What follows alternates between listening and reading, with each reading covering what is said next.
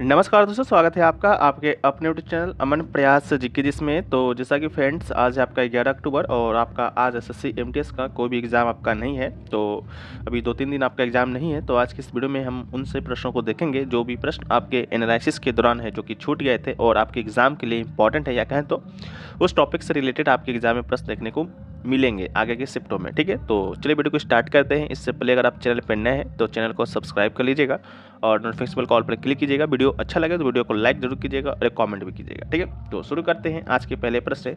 तो आज का जो हमारा पहला जो प्रश्न है फ्रेंड्स, वो पूछा गया है कि तेंदुलकर समिति का जो गठन है किसके लिए किया गया था। ठीक है, तो यहाँ से आपको 3 प्रश्न यहाँ बनता है। पहला तो कि इसका गठन किसके लिए किया गया था, तो इसका राइट आंसर गरीबियों को मापने के लिए। दूसरा कि किस वर्ष किया गया था, तो इसका राइट आंसर आपका 2009 में किया गया था। इसके बाद इस पूछा जाता है कि इस रिपोर्ट के जो अनुसार है ग्रामीण क्षेत्रों में प्रति व्यक्ति जो आय है वो आपका कितना रुपया था और शहरी क्षेत्रों में कितना रुपया था। तो इन दोनों को याद रखिएगा।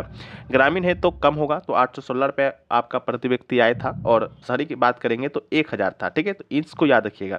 बाकी यहाँ से आपको और भी कोई प्रश्न नहीं बनेगा, जब भी बनेगा तो यही 2-3 प्रश्न आपके बनेंगे। ठीक है, नेक्स्ट क्वेश्चन पूछा गया कि 1974 में नैना देवी को किस गायन शैली के लिए पद्मश्री अवार्ड से सम्मानित किया गया था। ठीक है, तो इसका जो राइट आंसर होगा वो आपका ठुमरी गायन शैली होगा। ठीक है, कब किया गया था? 1974 में किया गया था। ठीक है, तो इस बात को याद रखिएगा। वीडियो में आगे बढ़ते हैं फ्रेंड्स, लेकिन इससे पहले बात कर लेते हैं उन स्टूडेंटों के बारे में जो स्टूडेंट एसएससी जीडी कांस्टेबल 2025 की तैयारी कर रहे हैं। ठीक है, उनके लिए क्या है, जैसा कि आप लोग को मालूम होगा, टेक्स्ट बुक जो कि आपको मॉक टेस्ट वगैरह और पीवाईपीस वगैरह प्रोवाइड कराता था, लेकिन उसके द्वारा जो है अभी हाल ही में एक आपका एसएससी जीडी कांस्टेबल 2025 को लेकर एक बुक को लॉन्च किया गया है। ये बुक आपको एसएससी जीडी कांस्टेबल 2025 में बहुत ही आपके एग्जाम में महत्वपूर्ण भूमिका निभाने वाला है। इस पुस्तक में आपको चारों पांचों सब्जेक्ट जो एसएससी में पूछे जाते हैं उन सारे सब्जेक्टों का आपका 5000 प्लस जो है आपका एमसीक्यू प्रश्नों को इसमें डाला गया है।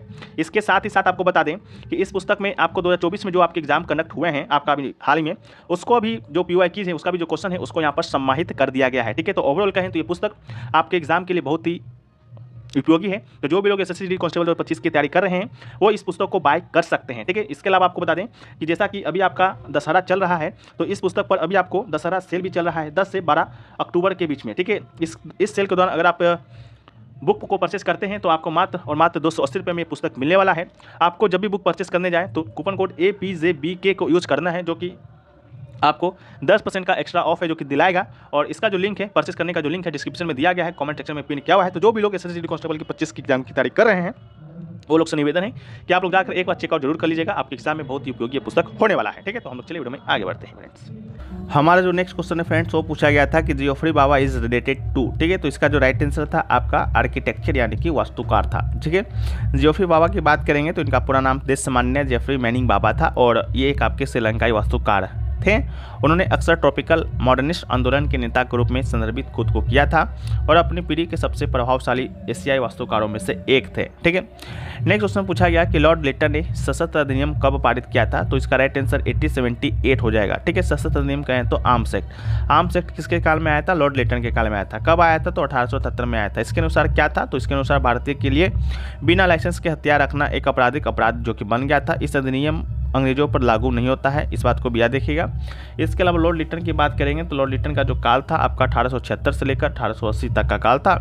इस काल में बहुत सारी चीज़ें हुई जो आपके एग्जाम के लिए इंपॉर्टेंट है। वर्नाकुलर प्रेस एक्ट आया 1878 में, 1878 में ही सशस्त्र अधिनियम आया। दूसरा अफगान युद्ध हुआ 1878 से 80 तक।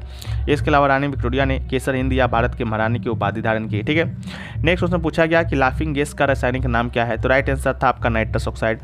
रासायनिक रूप से नाइट्रस ऑक्साइड जो है N2O के रूप में जाने वाला लाफिंग गैस है, हंसने वाली गैस है और एक गैर ज्वलनशील गैस है जिसमें धातु सदृश गंध और स्वाद होता है। नेक्स्ट क्वेश्चन पूछा गया कि इंडिया में वस्त्र उद्योग को रोकने के लिए अंग्रेजों ने कौन सा कानून जो कि लागू किया था। तो राइट आंसर था आपका कैलिको एक्ट 1720। ठीक है, अंग्रेजों ने भारत में वस्त्र उद्योग को रोकने के लिए कॉटन स्टम्प एक्ट लाया था। इसके अलावा कैलिको एक्ट 1720 जैसे कानून है जो कि लाए थे, और इन कानूनों का उद्देश्य भारतीय वस्त्र उद्योग को कमजोर करना और ब्रिटिश वस्त्र उद्योग को बढ़ावा देना था। ठीक है, तो दोनों को याद रखिएगा, हालांकि आपसे बस कैलिको एक्ट ही पूछा गया था। राइट नेक्स्ट क्वेश्चन है कि who among the following author the book the algebra of infinite justice. ठीक है, तो इसका जो राइट आंसर है अरुंधति रॉय, इसका राइट आंसर था। अरुंधति रॉय की बात करेंगे तो इनके द्वारा the algebra of infinite justice तो लिखा ही गया, साथ में the god of small things पुस्तक लिखा गया। इसके अलावा the ministry of utmost happiness पुस्तक भी लिखा गया। अनुराग माथुर जी के द्वारा द सिक्योरेबल अमेरिकन्स लिखा गया। मेकिंग द मिनिस्ट्री स्माइल लिखा गया। अमिताभ घोष के द्वारा Kolkata chromosome, the glass palace इन लिखा गया। इसके अलावा इन एन एंटिक्यू लैंड लिखा गया। द इमाम एंड द इंडियन लिखा गया। HP साहूलियावाला के द्वारा फेसेस ऑफ एवरेस्ट लिखा गया।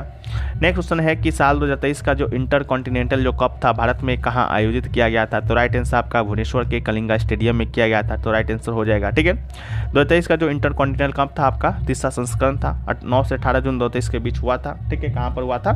तो भुवनेश्वर के कलिंगा स्टेडियम में। कुल कितने देशों की टीम ने भाग लिया था? 4 देशों की फुटबॉल टीम का टूर्नामेंट था। ठीक है, अगला है कि निम्नलिखित में विषम कौन है? 4 ऑप्शन दिया गया था। पुलिकट झील था, कोलेरू था, सांबर था और आपका चिल्का था। ठीक है, तो इन चारों में जो कोलेरू झील है वो आपका विषम है क्योंकि ये मीठे पानी का झील है, जबकि पुलिकट, सांबर, चिल्का झील हो गया जो खारे पानी का झील है। ठीक है, इसके अलावा प्रमुख जिलों की बात करेंगे तो ये चारों भारत के प्रमुख झील है। जैसे पुलिकट झील की बात करेंगे तो आंध्र प्रदेश और तमिलनाडु पर स्थित है। भारत की दूसरी सबसे बड़े खारे पानी की झील है। कोलेरू की बात करेंगे तो ये भी आपका आंध्र प्रदेश में ही, लेकिन ये मीठे पानी की झील है और ये झील पक्षियों के लिए महत्वपूर्ण अभ्यारण्य है। सांबर झील की बात करेंगे तो यह राजस्थान में स्थित है और भारत के सबसे बड़े खारे पानी की झील है। ठीक है, तो इसको भी याद रखना है। चिल्का झील उड़ीसा में है और एशिया की सबसे बड़े खारे पानी की झील है क्योंकि ये झील रामसर स्थल के रूप में भी मान्यता प्राप्त है। ठीक है, तो इसको याद रखना है। नेक्स्ट क्वेश्चन पूछा गया कि भागा टैक्स महाजनपद काल में किसको लगता था? ठीक है, तो भागा टैक्स की बात करेंगे तो महाजनपद काल में एक प्रकार का कर था जो किसानों और अन्य उत्पादकों से वसूला जाता था। यह कर मुख्य रूप से कृषि उपज पर लगाया जाता था। इससे राज्य के खजाने में जमा किया जाता था। भागा कर का उद्देश्य राज्य की आर्थिक स्थिति को मजबूत करना था और प्रशासनिक कार्यों के लिए धन जुटाना था। इसके अलावा महाजनपद काल की बात करेंगे तो बहुत सारे टैक्सेस वसूले जाते थे, जिनमें से कुछ प्रमुख टैक्स यहाँ पर लिखे गए हैं। जैसा भागा कर हो गया, ये कृषि उपज पर लगाया जाने वाला कर था। किसान अपनी उपज का कितना हिस्सा भाई? एक हिस्सा राज्य को देता। इसके अलावा जो है आपका एक हो गया बाली की बात करेंगे तो ये एक आपका स्वैच्छिक कर था जिसे किसानों के द्वारा वसूला जाता था। इसे बलि साधक नामक अधिकारियों के द्वारा वसूला जाता। शुल्क की बात करेंगे तो व्यापारियों और कारीगरों से वसूला जाने वाला कर था। व्यापारियों को अपनी वस्तुओं की बिक्री पर सीमा शुल्क देना पड़ता। फिर है सेना भगत कर की बात करेंगे तो ये कर कारीगरों से वसूला जाता, जिसमें उन्हें महीने में एक दिन राजा के लिए काम करना पड़ता। परनय कर की बात करेंगे तो एक प्रकार का कर था विशेष अवसरों पर वसूला जाता, जैसा युद्ध के समय हो गया। अगला है खेलो इंडिया पैरा गेम्स 2023 में दूसरा स्थान किस राज्य ने प्राप्त किया? तो इसका राइट आंसर था उत्तर प्रदेश ने। खेलो इंडिया पैरा गेम्स 2023 का जो आयोजन है 10 से लेकर 17 दिसंबर 2023 के बीच दिल्ली में हुआ। इस प्रतियोगिता में लगभग 1450 पैरा एथलीट ने भाग लिया। प्रथम स्थान पर आपका हरियाणा था टोटल 105 पदक के साथ, जिसमें से 40 स्वर्ण, 39 रजत और 26 कांस्य था। दूसरा स्थान पे आपका उत्तर प्रदेश था जिसमें कुल 62 पदक अपने नाम किया, 25 स्वर्ण, 23 रजत और 14 कांस्य पदक था। तमिलनाडु आपका तीसरा स्थान पर था। ठीक है, 42 पदक के साथ 20 स्वर्ण पदक, 8 रजत और 14 कांस्य पदक इन्होंने जीता। अगला है कि विश्व में सबसे अधिक वर्षा कहाँ पर होता है? तो राइट आंसर था मानसी नाम की बात करेंगे तो पूर्वोत्तर भारत में मेघालय राज्य के पूर्वी खासी हिल्स जिले का एक शहर है जो शिलोंग से कितना 60.9 किलोमीटर दूर पर स्थित है और ये दुनिया में सबसे अधिक वर्षा वाला स्थान है। ठीक है, तो कहाँ पर है? खासी हिल्स पर, याद रखिएगा। इसके अलावा लद्दाख की बात करेंगे तो लद्दाख एक आपका ऊंचाई वाला ठंडा रेगिस्तान है जहाँ साल में लगभग 300 दिन धूप रहता है और यहाँ पर बारिश का स्तर क्या है? बहुत ही कम होता है। ठीक है, औसतन लद्दाख में सालाना बारिश केवल 10 से 20 सेंटीमीटर तक ही होता है। अगला है पाखो इत्तू नृत्य किस राज्य से संबंधित है? तो राइट आंसर अरुणाचल प्रदेश होगा। पाखो इत्तू नृत्य अरुणाचल प्रदेश में ड्रीम महोत्सव के दौरान किया जाता है। तो ड्रीम महोत्सव कहाँ का है? अरुणाचल प्रदेश का। ये भी प्रश्न आपके एग्जाम में आ चुका है। अरुणाचल प्रदेश के कुछ और लोक नृत्य की बात करेंगे तो टापू हो गया, पोपीड हो गया, युद्ध नृत्य हो गया, इन सभी को भी याद रखना है। अगला है डिजिटल इंडिया कार्यक्रम कब शुरू किया गया था? तो राइट आंसर आपका 2015 था। ठीक है, किस लिए किया गया था? ऑनलाइन आधारित संरचनाओं में सुधार, इंटरनेट कनेक्टिविटी में सुधार करके सरकारी सेवाओं को लोगों तक इलेक्ट्रॉनिक रूप से पहुंच बनाने के लिए भारत सरकार के द्वारा ये अभियान शुरू किया गया था 1 जुलाई 2015 को प्रधानमंत्री नरेंद्र मोदी जी के द्वारा। इसके अलावा डिजिटल इंडिया अभियान के कुल कितने स्तंभ है? तो 9 स्तंभ है, याद रखना है। अगला है what was the salary of army official in the Mauryan period? ठीक है, तो 4 यहाँ पर आपका दिया गया था और इसको सैलरी से मिलान करना था। ठीक है, तो सेनापति था जिसका 48,000 पनास पर एनम सैलरी था। परास्ता की बात करेंगे तो 24,000 पनास पर एनम था और नायक की बात करेंगे तो 12,000 पनास पर एनम और मुखिया की बात करेंगे तो 8,000 पनास पर एनम था। ठीक है, इसके अलावा नेक्स्ट क्वेश्चन पूछा गया हल्दी घाटी के युद्ध में मुगल सम्राट की सेना का जो नेतृत्व है किसने किया था? तो राइट आंसर मान सिंह प्रथम था। हल्दी घाटी का युद्ध जो है 18 जून 1576 को हुआ था। ये युद्ध आपका महाराणा प्रताप सिंह और मुगल के बीच हुआ था। मुगल का अकबर उस समय राजा था और उसका जो सेना का जो नेतृत्व है राजा आमेर के मान सिंह प्रथम के द्वारा किया जा रहा था। इस प्रकार मान सिंह प्रथम ने हल्दी घाटी की लड़ाई में मुगल सम्राट अकबर की सेना का जो नेतृत्व हुआ आपका किया था। नेक्स्ट क्वेश्चन है कि पेलाग्रा रोग है जो कि किसके कमी के कारण होता है, तो राइट आंसर फ्रेंड्स आपका नियासिन होगा। नियासिन की बात करेंगे तो ये विटामिन B3 का रासायनिक नाम है, तो पेलाग्रा रोग आपका उसी से होता है। ठीक है, विटामिन की बात करते हैं तो विटामिन आपका कार्बनिक पदार्थ है जिनकी हमें अच्छे स्वास्थ्य को बनाए रखने के लिए पर्याप्त मात्रा में आवश्यकता होता है। अगर नहीं होता है तो उनकी कमी से हमारे अलग अलग विटामिन की कमी से अलग अलग रोग होता है, जैसा कि विटामिन ए की कमी से आपका नाइट ब्लाइंडनेस यानी कहें तो रतौंधी या जीरोपथेल्मिया होता है, इसका रासायनिक नाम आपका रेटिनॉल है। विटामिन B1 की कमी से हम लोग बेरी रोग होता है, इसका रासायनिक नाम आपका थायामीन है। विटामिन B12 की कमी से हम लोग को रिटायर्ड ग्रोथ बेड स्किन होता है, राइबोफ्लोविन इसका रासायनिक नाम है।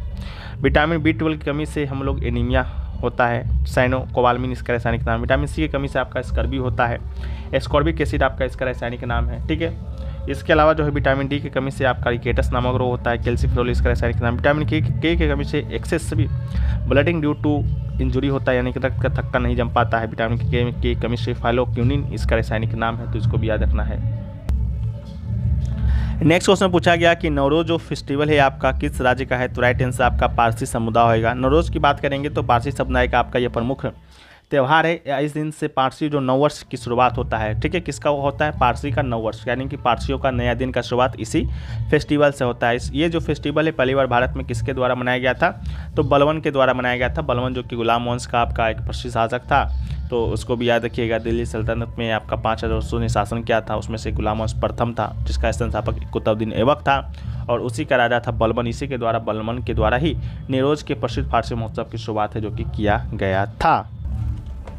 तो पारसी जैसे आपका जो नवरोज था वो आपका पारसियों का नववर्ष था। इसी प्रकार से भारत के विभिन्न राज्यों में नववर्ष को अलग अलग त्योहारों के तरीक़ों से मनाया जाता है। यहाँ पर हम लोग कुछ प्रमुख त्योहारों को देखेंगे। ठीक है, जैसा कि गुड़ी पड़वा हो गया जो कि महाराष्ट्र का एक नववर्ष उत्सव है। ठीक है, जो कि चैत्र मास के शुक्ल पक्ष की प्रतिपदा को मनाया जाता है।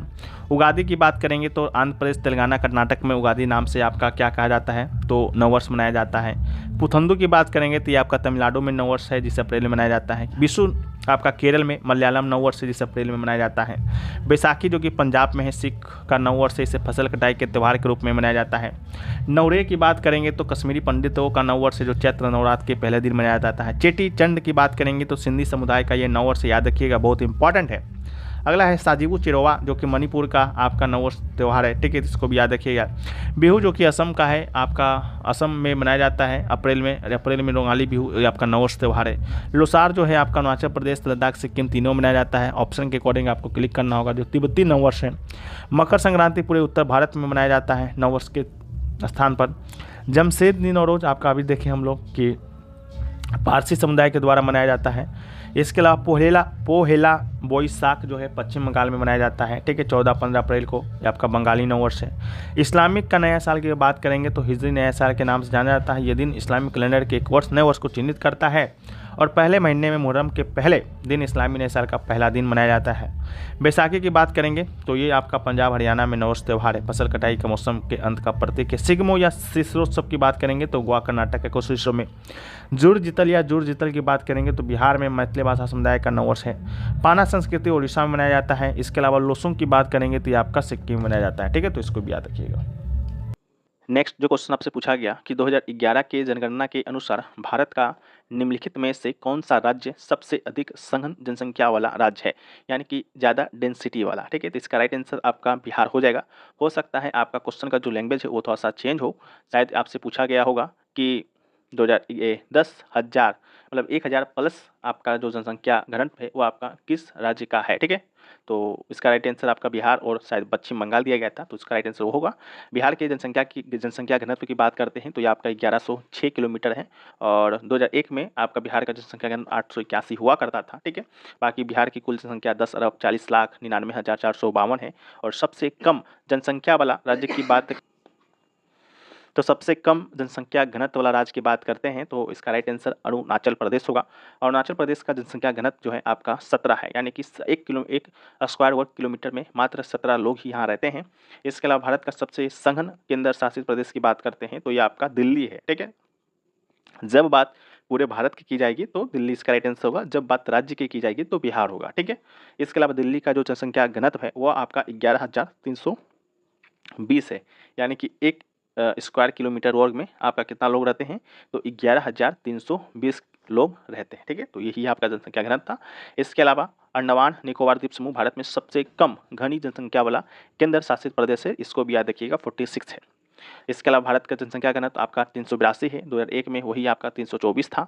नेक्स्ट क्वेश्चन जो पूछा गया कि एन इंदर सेना रेड्डी जो है किस राज्य के राज्यपाल हैं। ठीक है, तो गवर्नर है या राज्यपाल हैं, तो इसका राइट आंसर हो जाएगा त्रिपुरा। ठीक है, ये आपके त्रिपुरा के गवर्नर है। और इंदर सेना रेड्डी की बात करते हैं तो 18 अक्टूबर 2023 को त्रिपुरा का राज्यपाल के रूप में इन्हें नियुक्त किया गया था और ये 20वें राज्यपाल के रूप में 26 अक्टूबर 2023 को शपथ है जो कि लिए थे। अगला जो है कि इंडियन एसोसिएशन के संस्थापक कौन थे, तो इसका राइट आंसर आपका सुरेंद्र नाथ बनर्जी होगा। सुरेंद्र नाथ बनर्जी ने इंडिया एसोसिएशन की स्थापना की थी। इसकी स्थापना में उनके साथ आनंद मोहन बोस भी शामिल थे। इस संस्था का उद्देश्य क्या था, तो उद्देश्य लोगों की राजनीतिक, बौद्धिक और भौतिक उन्नति के लिए हर संभव प्रयास करना था। ठीक है, नेक्स्ट क्वेश्चन पूछा गया कि कौन सा राष्ट्रीय जल मार्ग जो है यानी कि NW कृष्णा और गोदावरी नदियों को जोड़ता है, तो इसका राइट आंसर आपका राष्ट्रीय जल मार्ग 4 इसका राइट आंसर होगा। राष्ट्रीय जल मार्ग 4 की बात करेंगे तो ये किन दो नदियों को जोड़ता है, तो कृष्णा और गोदावरी को जोड़ता है। लंबाई की बात करेंगे तो राष्ट्रीय जल मार्ग अधिनियम 2016 ने NW4 की लंबाई 1078 किलोमीटर से 2890 किलोमीटर तक जो कि बढ़ा दिया है। इसके अलावा NW4 यानी कि नेशनल वाटरवेज 4 4 भारतीय राज्यों को जोड़ता है। तेलंगाना हो गया, आंध्र प्रदेश हो गया, तमिलनाडु हो गया और पुडुचेरी जो कि आपका एक केंद्र शासित प्रदेश है। इसके अलावा 24 नवंबर 2008 को राष्ट्रीय जलमार्ग घोषित किया गया था। NW4 में काकीनाडा पांडिचेरी के बीच 15 टर्मिनल है और कोरोमंडल तट के साथ है जो कि चलता है। ठीक है, तो इसको भी याद रखिएगा, ये आपका NW4 का ये आपका मैप है। अगला जो है कि कृष्णराव पंडित के गायन का संबंध जो है किस घराने से है, तो इसका राइट आंसर आपका ग्वालियर घराना हो जाएगा। ठीक है, कृष्णा राव पंडित का जो संबंध है किस घराने से है, तो ग्वालियर घराना से है। ग्वालियर घरानों की बात करते हैं तो भारतीय शास्त्रीय संगीत का सबसे पुराना घरानों में से एक है।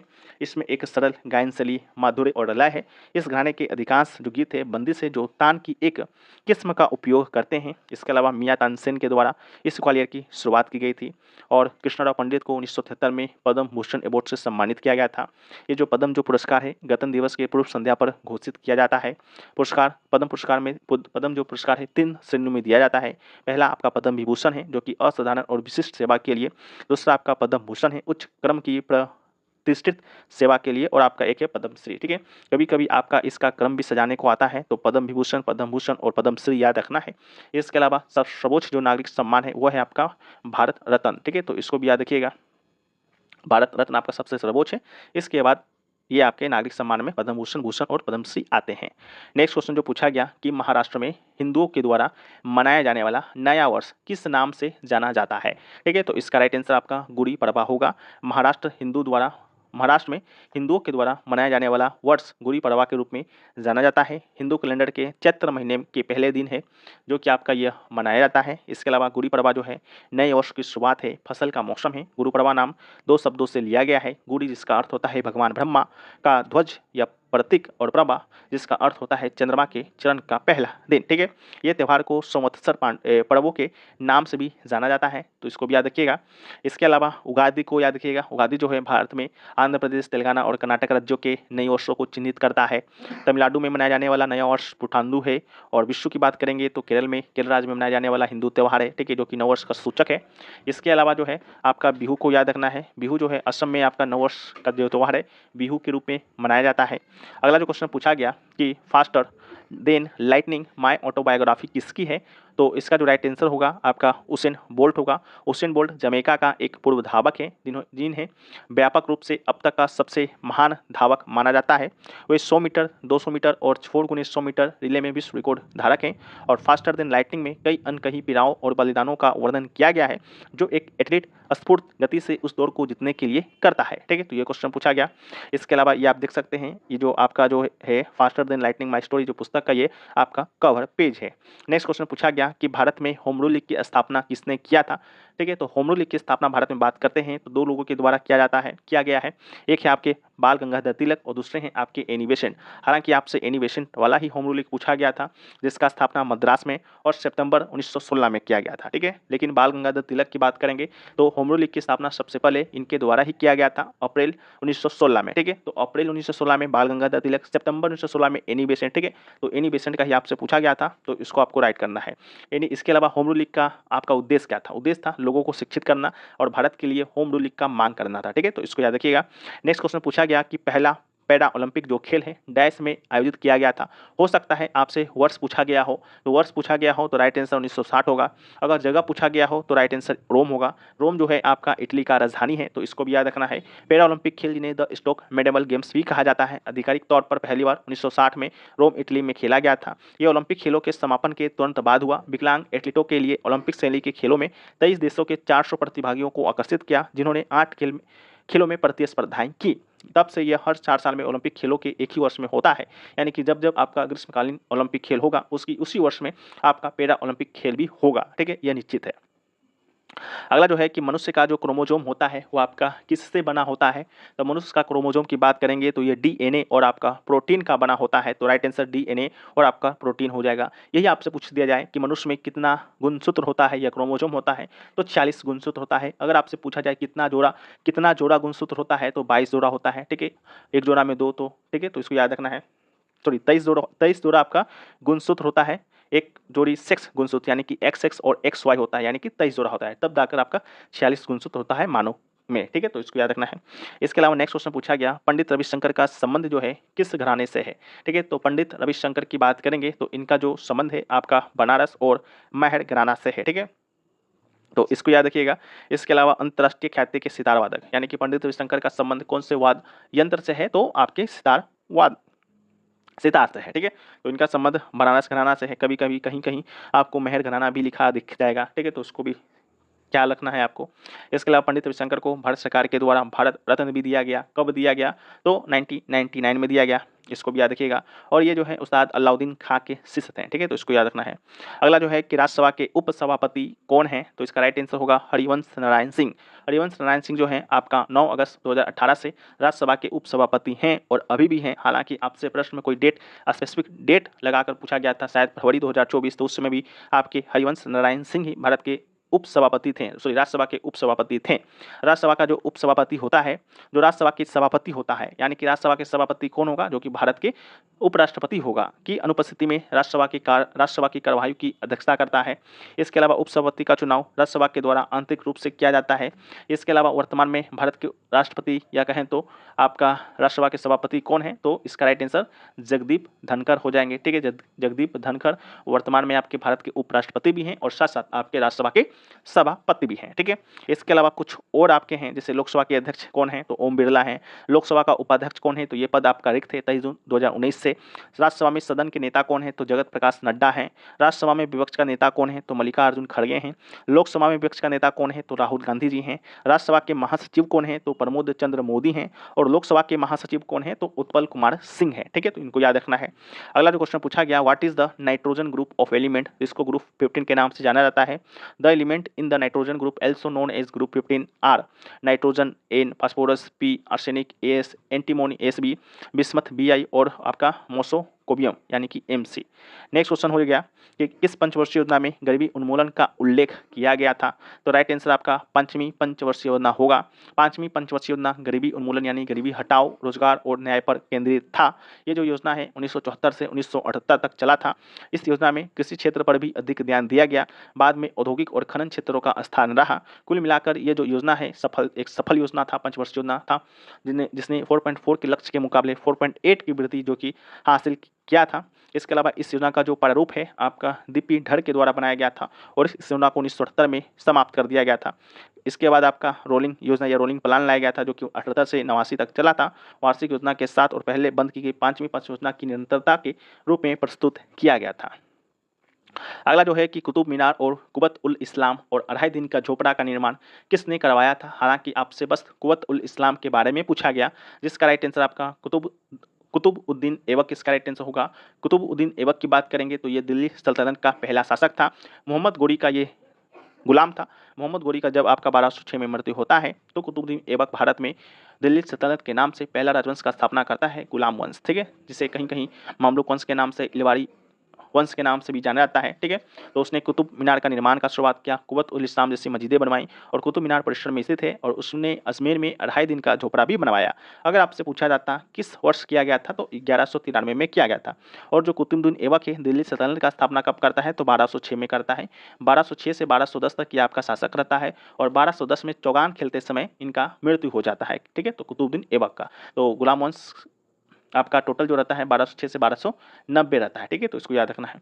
अगला जो है कि भारत सरकार की निम्नलिखित में से कौन सी प्रणाली अपनाई गई है, तो इसका राइट आंसर संसदीय और संघीय इसका राइट आंसर होगा।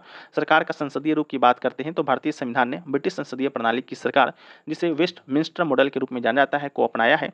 यह प्रणाली कार्यकारी और विधायी अंगों के बीच सहयोग और समन्वय के सिद्धांत पर आधारित है, ठीक है।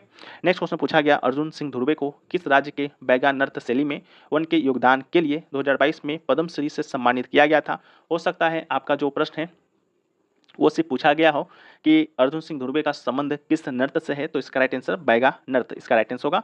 और साथ में इनका संबंध किस राज्य से है, तो मध्य प्रदेश से है। 2022 में इन्हें पद्मश्री का अवार्ड दिया गया, इसको भी याद रखना है, बाकी और कुछ याद नहीं रखना है।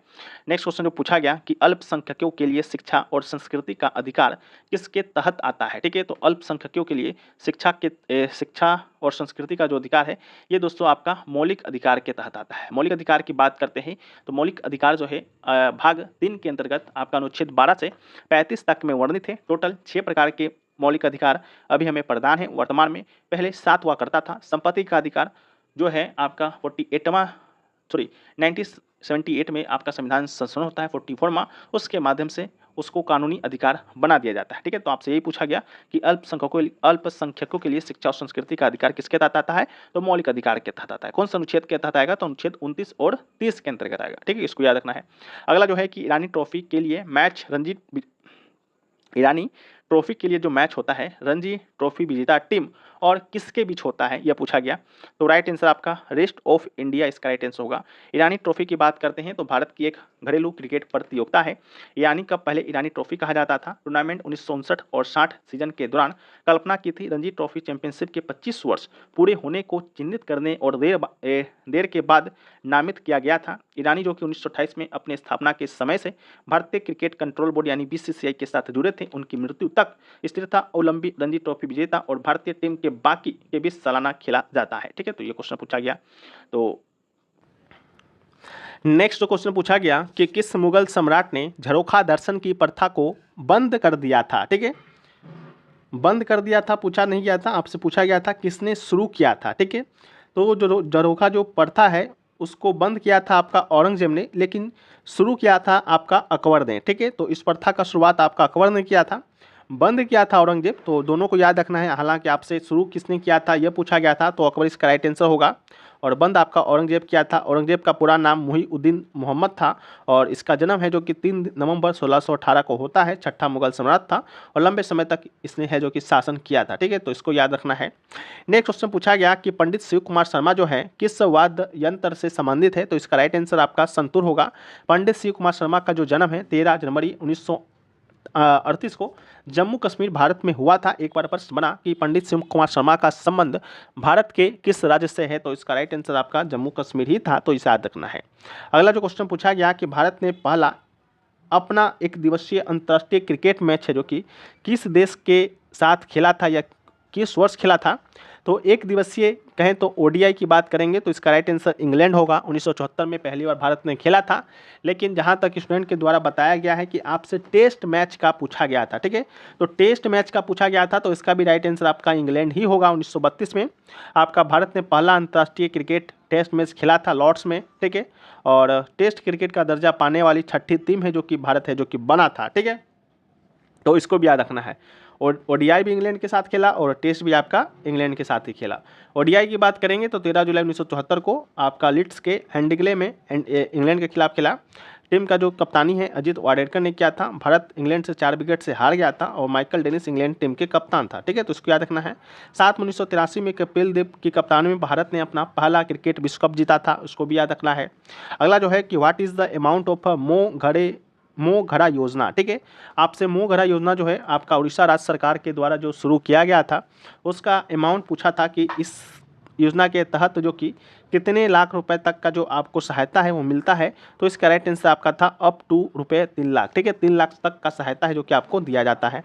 अगला जो है कि 2001 में किस कुचिपुड़ी नर्तक को पद्म भूषण से सम्मानित किया गया था, तो ये क्वेश्चन आपसे नहीं पूछा गया था। पूछा गया था कि 2001 में किस कुचिपुड़ी नर्तक को पद्म श्री से सम्मानित किया था। ठीक है, तो पद्म श्री पूछा गया था, तो जिसका राइट आंसर आपका शोभा नायडू होने वाला है। शोभा नायडू को ही आपका 2001 में जो है पद्म श्री से सम्मानित किया गया। इसके अलावा 2001 की बात करेंगे तो पद्म भूषण से सम्मानित किसे किया गया, ये अगर आपसे पूछा जाता तो यामिनी कृष्णमूर्ति इसका राइट आंसर होता। यामिनी कृष्णमूर्ति का भी संबंध जो है आपका कुचिपुड़ी से ही है, कुचिपुड़ी का संबंध आपका आंध्र प्रदेश से है। इसके अलावा यामिनी कृष्णमूर्ति को पद्म श्री 1967 में दिया गया था, पद्म भूषण 2001 में दिया गया था, पद्म विभूषण आपका 2016 में दिया गया था। अगला जो है कि अल्पसी महोत्सव जो है किस राज्य में मनाया जाता है, तो अल्पसी महोत्सव की बात करेंगे तो राइट आंसर आपका नागालैंड होगा। अल्पसी महोत्सव नागालैंड राज्य में मनाया जाता है। यह त्यौहार कोहिमा जिले के अंतर्गत नागा विरासत गांव किसामा में मनाया जाता है और इस महोत्सव में नागालैंड की सभी जनजातियां हिस्सा लेती है और यह त्यौहार नागालैंड की समृद्ध सांस्कृतिक विरासत और परंपरा को प्रदर्शित करता है। अगला जो है कि भारत में कैबिनेट मिशन है जो कि कब आया, तो राइट आंसर आपका मार्च 1946 होगा। इसे ब्रिटिश सरकार के द्वारा है जो कि मार्च 1946 में ब्रिटिश राज से भारतीय नेतृत्व को सत्ता हस्तांतरण की योजनाओं पर चर्चा करने के लिए शुरू किया गया था। इस मिशन में 3 सदस्य थे, लॉर्ड पैट्रिक लॉरेंस जो कि भारत के राज सचिव थे, सर स्टॉफर्ड क्रिस जो कि व्यापार मंडल के अध्यक्ष थे और आपके AB अलेक्जेंडर जो कि नौवाहन विभाग के पहले प्रमुख थे। अगला जो क्वेश्चन है कि lesson life taught me unknowingly is and autobiography of which actor, तो इसका राइट आंसर आपका अनुपम खेर होगा। Lesson life taught me unknowingly पुस्तक जो है आपका आत्मकथा जो है अनुपम खेर के द्वारा लिखा गया है।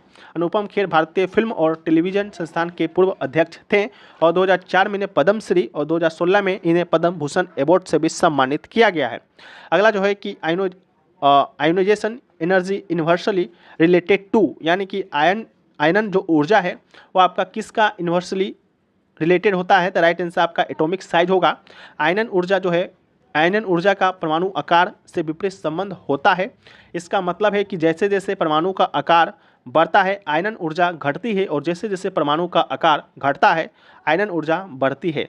अगला क्वेश्चन आपसे पूछा गया था लाइसोसोम, बैकऑल, राइबोसोम एंड न्यूक्लियस दिया गया था और उसमें आपको ओड वन आउट करना था। ठीक है, तो इन चारों में जो न्यूक्लियस है वो आपका अलग है। इसका कारण यह है कि न्यूक्लियस एकमात्र ऐसा ऑर्गेनल है जिसमें अनुवांशिक सामग्री DNA होता है और यह कोशिका का नियंत्रण केंद्र में होता है, जबकि जो लाइसोसोम इसके अलावा वैक्यूल और राइबोसोम जो है अन्य कार्यों के लिए जिम्मेदार होता है। कौन कौन से कार्यों के लिए, आपका लाइसोसोम जो है कोशिका के अवशिष्ट पदार्थ को तोड़ने हटाने का कार्य करता है, जिसे कोशिका का क्या कहा जाता है, आत्महत्या का थैली भी इसे कहा जाता है।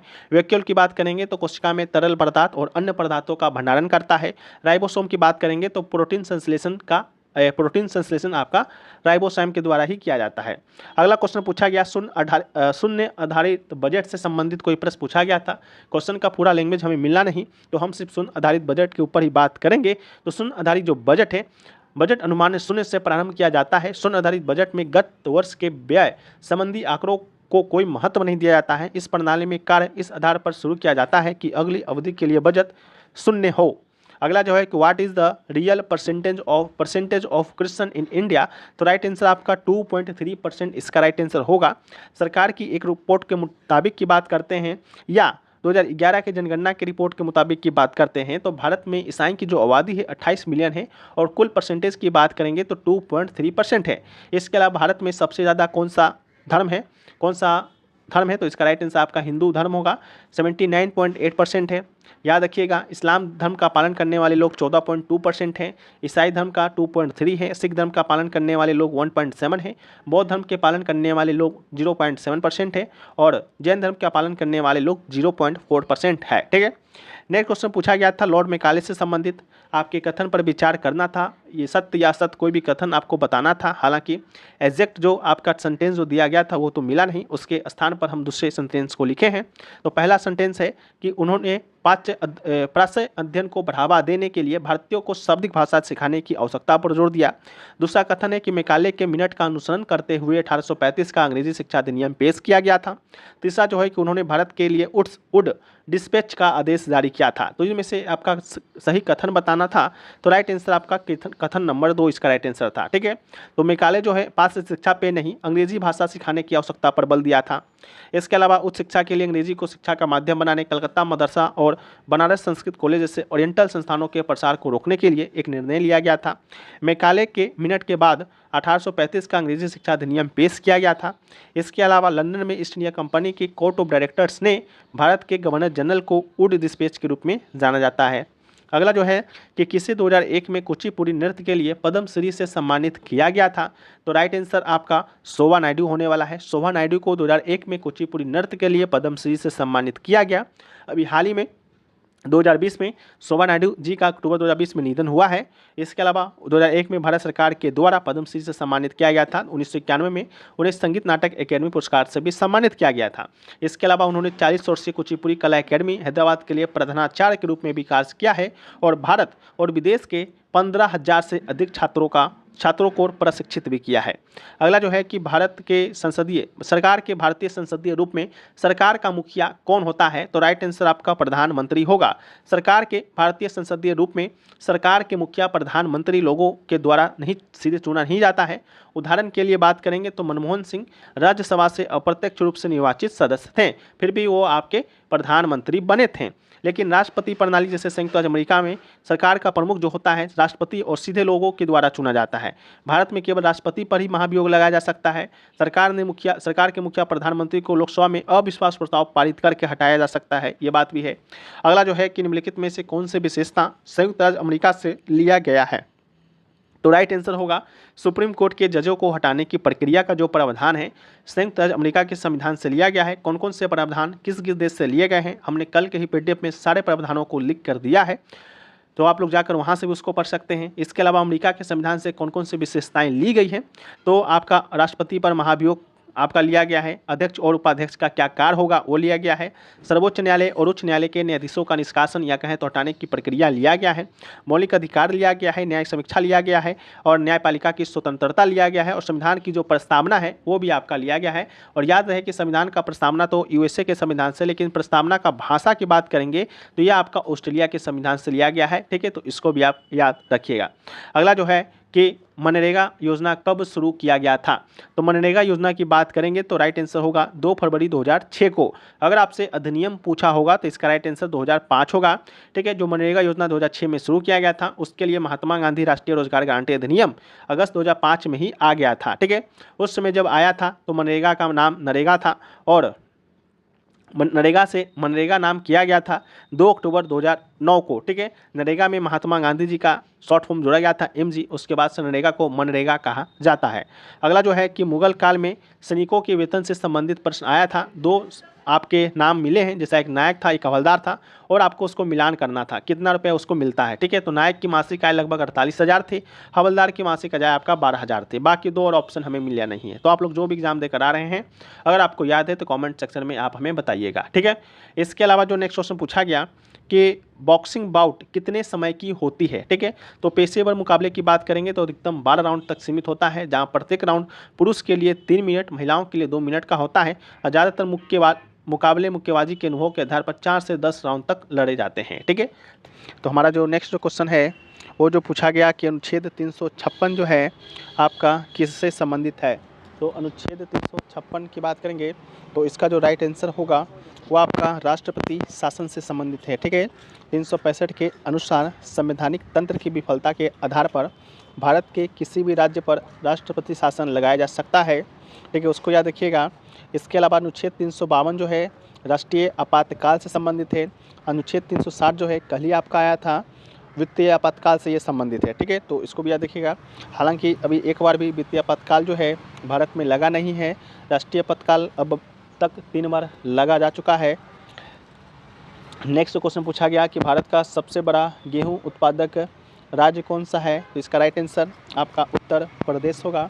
भारत में धान के बाद गेहूं की फसल ही सबसे प्रमुख फसल है, जिसकी सबसे अधिक खपत उत्तर और उत्तर पश्चिम भारत में होती है। वहीं भारत में सबसे अधिक गेहूं उत्पादन राज्य की बात करें तो पहले पायदान पर उत्तर प्रदेश का नाम आता है। भारत का यह राज्य कुल 32.42% गेहूं का उत्पादन करता है। यहीं पर भारत का दूसरा सबसे बड़ा गेहूं उत्पादक राज्य जो है वो आपका मध्य प्रदेश है। यह गेहूं का पैदावार 16% है पूरे भारत में, ठीक है। इसके अलावा नेक्स्ट क्वेश्चन पूछा गया, आमेर का जो किला है वो आपका किसके द्वारा बनाया गया था। आपसे क्वेश्चन ये पूछा गया, जिसका राइट आंसर आपका राजा मानसिंह होगा, ठीक है। राजा मानसिंह के द्वारा ही आमेर किले का निर्माण है, जो कि मूल रूप से कराया गया था। ये जो किला है भारत के राजस्थान के आमेर में स्थित है। आमेर 4 वर्ग किलोमीटर कहें तो 1.5 वर्ग किलोमीटर क्षेत्रफल वाला एक शहर है, जो कि राजस्थान की राजधानी जयपुर से 11 किलोमीटर दूर पर स्थित है।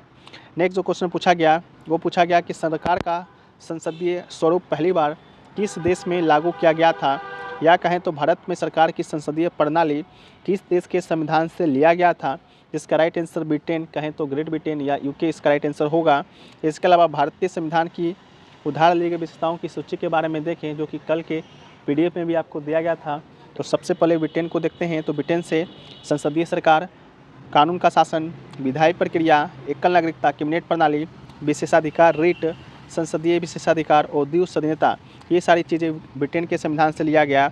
आयरलैंड के संविधान से राज्य नीति निर्देशक सिद्धांत, राष्ट्रपति के चुनाव की विधि, राष्ट्रपति के द्वारा राज्यसभा के लिए सदस्यों का नामांकन, आयरलैंड के संविधान से, संयुक्त राज्य अमेरिका के संविधान से राष्ट्रपति पर महाभियोग, अध्यक्ष और उपाध्यक्ष के कार्यों, इसके अलावा मौलिक अधिकार, न्यायिक समीक्षा, न्यायपालिका की स्वतंत्रता, संविधान की प्रस्तावना और सर्वोच्च न्यायालय और उच्च न्यायालय के न्यायाधीशों को हटाने की जो प्रक्रिया है वह संयुक्त राज्य अमेरिका या कहें तो USA के संविधान से लिया गया था। बाकी यहाँ पर कनाडा के संविधान से क्या क्या लिया गया है, ऑस्ट्रेलिया के संविधान से समवर्ती सूची लिया गया है, कल ही आया था। दोनों सदन की संयुक्त बैठक लिया गया है, अनुच्छेद 108 में है। व्यापार वाणिज्य की स्वतंत्रता है वो लिया गया है। USSR के संविधान से मौलिक कर्तव्य लिया गया है। फ्रांस के संविधान से स्वतंत्रता, समानता और बंधुत्व का आदर्श लिया गया है। जर्मनी के संविधान से आपातकाल के दौरान मौलिक अधिकार जो निलंबित हो जाता है वो लिया गया है। दक्षिण अफ्रीका के संविधान से राज्यसभा के सदस्यों का चुनाव, संविधान में जो संशोधन होता है वह दक्षिण अफ्रीका के संविधान से, और जापान के संविधान से कानून के द्वारा स्थापित प्रक्रिया की अवधारणा जापान से लिया गया, ठीक है। नेक्स्ट क्वेश्चन जो पूछा गया वो पूछा गया आपका कि कौन सा जो धर्म है वह कृषि को गलत मानता है। जिसका राइट आंसर आपका जैन धर्म होगा। जैन धर्म कृषि को गलत मानता है, इसका मुख्य कारण अहिंसा का सिद्धांत है, ठीक है। और जैन धर्म में सभी जीवों की प्रति करुणा और अहिंसा का पालन किया जाता है। कृषि में मिट्टी को खोदने और उसमें रहने वाले छोटे जीवों को नुकसान पहुंचाने की संभावना होती है, इसलिए जैन धर्म इसमें अनुचित मानता है।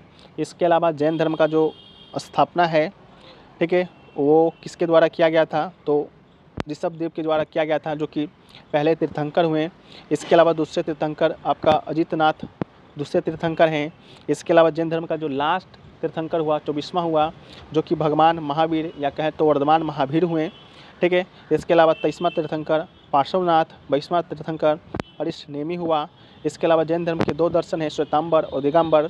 महावीर जैसे दिगंबर साधु कोई वस्त्र नहीं पहनते हैं, लेकिन आमतौर पर वो अपने मंदिरों के बाहर इस तरह से नहीं चलते हैं। यानी कि जो दिगंबर समुदाय दिगंबर जैन धर्म से संबंधित होंगे वो वस्त्र नहीं पहनते हैं। इसके अलावा जो श्वेतांबर होंगे वे साधु सफ़ेद वस्त्र पहनते हैं, ठीक है, उसमें महिलाएँ भी शामिल हैं। इसके अलावा जैन धर्म के प्रमुख सिद्धांत हैं अहिंसा हो गया, अनेकतावाद हो गया, अपिग्रह हो गया, चोरी ना करना और ब्रह्मचर्य हो गया।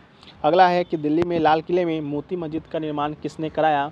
तो दिल्ली में लाल किले में मोती मस्जिद का निर्माण की बात करेंगे तो इसका राइट आंसर औरंगजेब होगा। लेकिन अगर आपसे पूछा जाता या पूछा गया होगा कि आगरा की मोती मस्जिद का निर्माण किसने कराया, तो इसका राइट आंसर आपका शाहजहाँ होगा। शायद आपसे यही पूछा गया था। इसके अलावा दिल्ली में जो लाल किला है उसमें जो मोती मस्जिद है उसका निर्माण औरंगजेब के द्वारा 1659 से 60 ईस्वी में कराया गया था और सफ़ेद संगमरमर का उपयोग करके बनाया गया था। इसके अलावा मुगल सम्राटों के द्वारा निर्मित स्मारकों की सूची के बारे में देखें तो अकबर के द्वारा आगरा का किला जो कि आगरा में है, पंचमहल जो कि फतेहपुर सिकरी में है, बुलंद दरवाज़ा वाली जामा मस्जिद जो कि फतेहपुर सिकरी में है अकबर के द्वारा। इसके अलावा हाजी बेगम या बैगा बेगम के द्वारा हुमायूं का मकबरा दिल्ली में है, जहांगीर के द्वारा शालीमार बाग अकबर का मकबरा। इसके अलावा शाहजहाँ के द्वारा लाल किला, लाल पत्थर से बनी जामा मस्जिद, मोती मस्जिद, ताजमहल का निर्माण शाहजहाँ के द्वारा कराया गया था। अगला है कि शशि थरूर किससे संबंधित हैं, तो राइट आंसर होगा संसद के सदस्य, यानी कि शशि थरूर आपके पार्लियामेंट के मेंबर हैं, ठीक है। तो शशि थरूर एक भारतीय कार्यकर्ता, राजनीतिज्ञ, इतिहासकार, सार्वजनिक बुद्धिजीवी, लेखक और पूर्व राजनयिक भी हैं। राजनीतिक जीवन की शुरुआत की बात करेंगे तो 2009 से इन्होंने तिरुवनंतपुरम से आपका सांसद बना था और अब तक 4 बार 9, 14, 19 और 24 में तिरुवनंतपुरम से ही पार्टी के सांसद हैं। और 2019 में उनकी पुस्तक एन एरा ऑफ डार्कनेस के लिए the British empire in India के लिए साहित्य अकादमी पुरस्कार मिला है। इसके अलावा 2022 में knight of the legion of honour के लिए इन्हें knight of the legion of honour France के द्वारा इनको सम्मान दिया गया है। ठीक है, नेक्स्ट जो क्वेश्चन पूछा गया वो पूछा गया कि क्रिकेट विश्व कप 1983 के फाइनल मैच में निम्नलिखित में से कौन सा खिलाड़ी सर्वोच्च स्कोरर था। इसका राइट आंसर कृष्णामाचारी श्रीकांत इसका राइट आंसर होगा। ठीक है, कृष्णामाचारी श्रीकांत 1983 में क्रिकेट जो विश्व कप हुआ था उसके फाइनल मैच में सर्वोच्च स्कोरर थे। वो भारतीय क्रिकेटर हैं, सलामी बल्लेबाज के रूप में खेलते थे। वेस्ट इंडीज़ के खिलाफ फाइनल मैच में उन्होंने 57 गेंदों में 38 रन है जो कि बनाए थे, तो इसका राइट आंसर आपका यही होगा। इसके अलावा कपिल देव की बात करेंगे तो 1983 का जो विश्व कप हुआ था उसमें ये कप्तान थे और विजेता टीम के कप्तान थे और भारत की तरफ से सबसे ज़्यादा रन आपका कपिल देव जी के द्वारा ही बनाया गया था, टोटल 303 रन। ठीक है, तो इसको भी याद रखना है। इसके अलावा जो नेक्स्ट क्वेश्चन पूछा गया वो पूछा गया आपका कि रोशन माया नारायण किस नृत्य से संबंधित हैं। ठीक है, तो रोशन माया नारायण की बात करेंगे तो इसका राइट आंसर आपका कथक होगा। इसके अलावा शायद आपसे शोभना नारायण का भी नाम पूछा गया था। इसके अलावा एक और नाम आपसे पूछा गया था जो कि आपका रीना देवी का था। मे भी आपका तीनों का नाम एक साथ दिया गया होगा, पूछा गया कौन से नृत्य से संबंधित है, तो इसका राइट आंसर आपका कथक ही होगा। कथक की बात करेंगे तो कथक शब्द जो है कथा शब्द से बना है जिसका अर्थ होता है कहानी। इसके अलावा रोशन माया नारायण की बात करेंगे तो 1989 में संगीत नाटक अकेडमी अवार्ड, 1999 में शांतालाल नाट्यश्री अवार्ड, 4 में आपका किरमान अवार्ड और 11 में आपका संगीत नाटक अकेडमी टैगोर अवार्ड से सम्मानित किया गया था। अन्य प्रख्यात कथक कलाकारों में रोशन कुमारी, शोभना नारायण, माया राव, कुमुदिनी लखिया। इसके अलावा कथक नृत्य से संबंधित जो कलाकार हैं जिनको पद्म अवार्ड मिला है, इसमें शंभू महाराज, दमयंती जोशी, सितारा देवी, उमा शर्मा, गोपी कृष्णा, रोशन कुमारी, बिरजू महाराज, कुमुदिनी लखिया, शोभना नारायण और सुनैना हजारी लाल है। इसके अलावा रानी करना है, पुरुदधीच है, कमलिनी स्थाना, नलिनी स्थाना भी आपका राइट आंसर होगा। इसके अलावा रीना देवी जो है विभिन्न प्रकार के नृत्य शैली में माहिर हैं, उन्हें कई भारतीय नृत्य शैली में प्रशिक्षण प्राप्त है और प्रमुख रूप से कथक और भरतनाट्यम शामिल है। ठीक है, तो एक क्वेश्चन ये पूछा गया।